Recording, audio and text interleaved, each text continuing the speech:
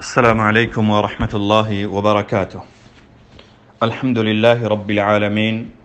والصلاة والسلام على سيد المرسلين نبينا محمد وعلى آله وصحبه أجمعين، أما بعد. يقول الله عز وجل: ومن يقتل مؤمنا متعمدا فجزاؤه جهنم خالدا فيها وغضب الله عليه ولعنه وأعد له عذابا عظيما. ويقول النبي صلى الله عليه وسلم: اول ما يقضى بين الناس يوم القیامت فی الدماء، متفق علیہ۔ محترم بھائیوں، آج کے اس حلقے میں آئیے ہم خون مسلم کی حرمت کے سلسلے میں کچھ آیتیں اور احادیث پڑھتے ہیں اور جانتے ہیں کہ کس طرح سے اللہ رب العالمین نے اور نبی پاک صلی اللہ علیہ وسلم نے مسلمان کے خون کی حرمت بیان کی ہے، اور کس قدر اس سلسلے میں اللہ اور اس کے رسول صلی اللہ علیہ وسلم نے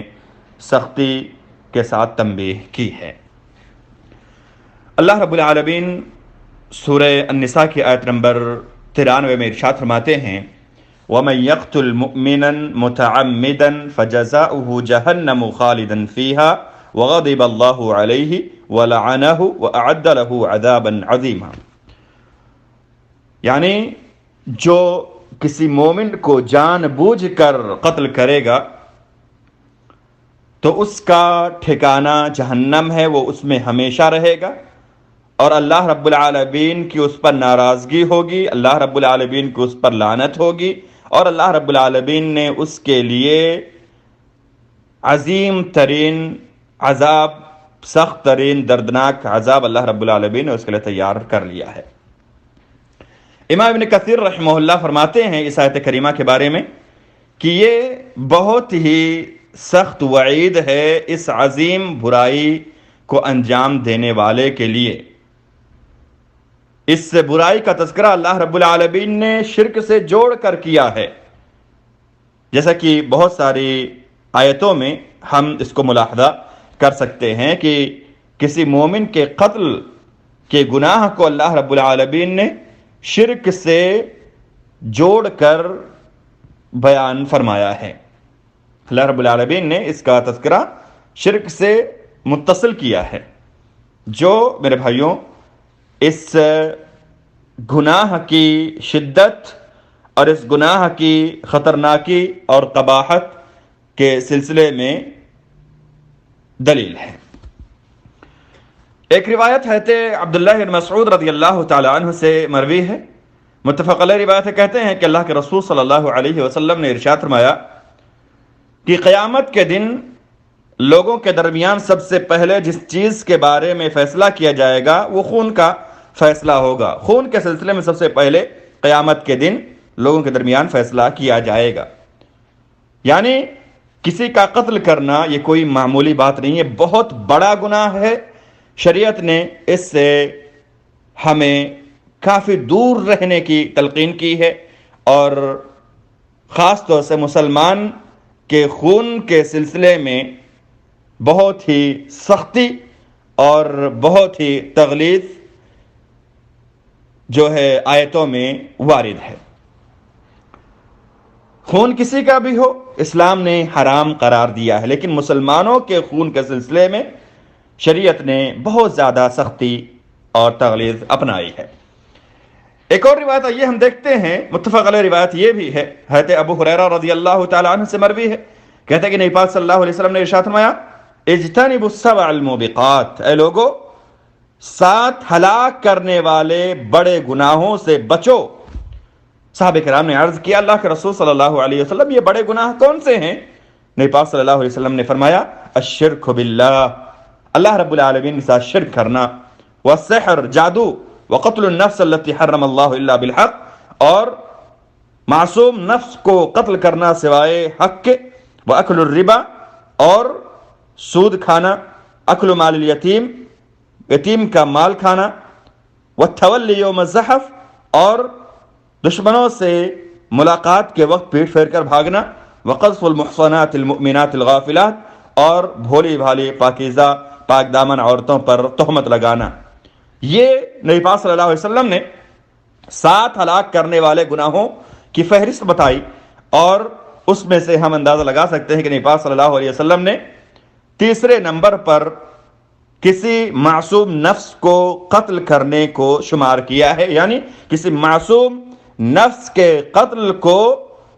نبی پاک صلی اللہ علیہ وسلم نے 7 ہلاک کرنے والے گناہوں میں سے تیسرے نمبر پر رکھا ہے۔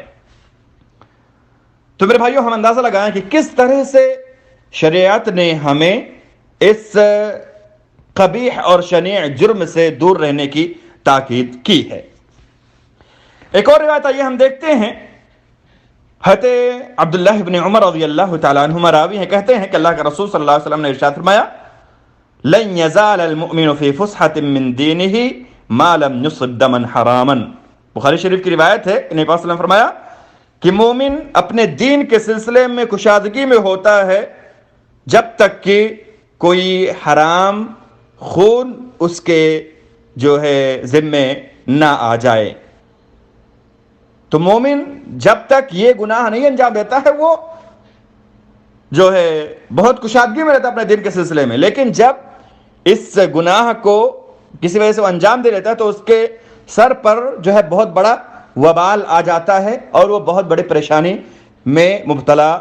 ہو جاتا ہے۔ گویا اس حدیث کے اندر بھی ہمیں اس قبیح برائی سے دور رہنے کی تلقین کی گئی ہے۔ ایک اور روایت آئیے ہم دیکھتے ہیں اور یہ جانتے ہیں کہ کسی مومن کا قتل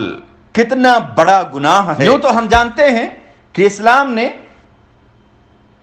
کسی بھی نفس کو قتل کرنے سے منع کیا ہے، اور قرآن مجید کے اندر یہ بات وارد ہے کہ جس نے کسی ایک نفس کو قتل کیا، چاہے وہ مسلمان ہو یا غیر مسلم ہو، کوئی بھی ہو، گویا اس نے پوری انسانیت کا قتل کیا، اور جس نے ایک نفس کی حفاظت کی، گویا اس نے پوری انسانیت کی حفاظت کی۔ تو اسلام نے تمام لوگوں کے جان اور مال کی حفاظت پر ہمیں ابھارا ہے،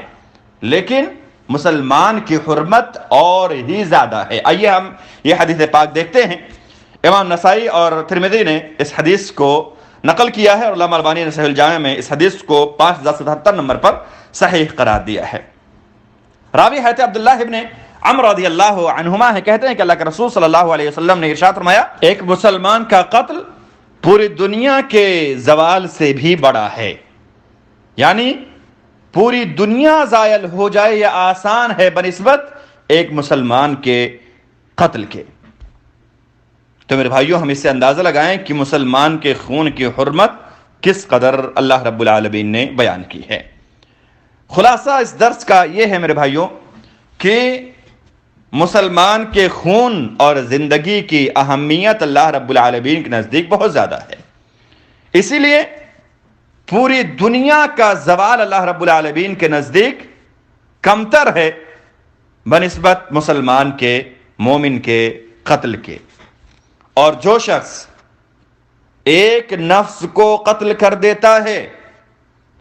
گویا اس نے پوری انسانیت کا قتل کر دیا۔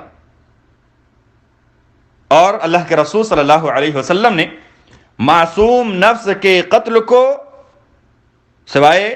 اس کے حق کے، یعنی کسی نے کسی کو قتل کیا اس کے بدلے میں قتل کیا جائے گا، اسلام کی سزا ہے، یا کسی شخص نے ایسا جرم انجام دیا جس کے بدلے میں قتل کرنا ہے، ان کے علاوہ اگر کوئی معصوم نفس کو بغیر وجہ سے قتل کرتا ہے تو نبی پاک صلی اللہ علیہ وسلم نے اس عمل کو بڑے اور ہلاک کرنے والے گناہوں میں شمار کیا، جیسے کہ ہم نے جانا کہ آپ صلی اللہ علیہ وسلم نے اس حدیث میں تیسرے نمبر پر اسے بیان کیا ہے، تاکہ لوگ اس سے خبردار رہیں اور اس سلسلے میں تساہل اور غفلت کے شکار نہ ہوں۔ آج کے اس درس سے جو ہمیں فوائد حاصل ہوئے، پہلا فائدہ یہ ہے کہ مسلمان کے قتل کے سلسلے میں سخت تنبیہ کی گئی ہے اور بہت ہی سختی کے ساتھ اس سے ہمیں روکا گیا ہے، اور یہ بتایا گیا ہے کہ یہ بہت ہی بڑے اور ہلاک کرنے والے گناہوں میں سے ہے۔ اسی طرح سے ہم نے جانا کہ اللہ رب العالمین کے نزدیک مسلمان کی حرمت اور مقام بہت زیادہ ہے۔ ہم نے یہ بھی جانا کہ قیامت کے دن سب سے پہلے جس چیز کے بارے میں لوگوں کے درمیان فیصلہ کیا جائے گا وہ خون کا فیصلہ ہوگا، کیونکہ اس سلسلے میں جو انسان گناہ کرتا ہے وہ بہت ہی بڑا ہوتا ہے۔ اللہ رب العالمین سب سے پہلے اسی کے بارے میں فیصلہ فرمائیں گے۔ اللہ تعالیٰ سے ہم دعا کرتے ہیں کہ اللہ رب العالمین ہمیں اسلام کی تعلیمات کو سمجھنے اور لوگوں کے جان و مال کی حفاظت کرنے کی اللہ تعالیٰ ہمیں توفیق فرمائے۔ اللہ رب العالمین ہمیں توفیق دے کہ ہم مسلمان کے خون کی اہمیت کو سمجھیں، لوگوں کے جان و مال کی اہمیت کو سمجھیں اور ان کی ہم حفاظت کریں، اور ہم اپنی زندگی میں کوشش کریں کہ ہم سے کسی کو فائدہ ہو، اور اگر فائدہ نہیں ہوتا تو ہم سے کسی کو کم از کم نقصان نہ ہو۔ اللہ تعالی ہمیں توفیق دے۔ اقول قولی ھذا واستغفر اللہ لی ولکم ولسائر المسلمین من کل ذنب فاستغفروہ انہ هو التواب الغفور۔ والسلام علیکم ورحمۃ اللہ وبرکاتہ، وجزاکم اللہ خیرا۔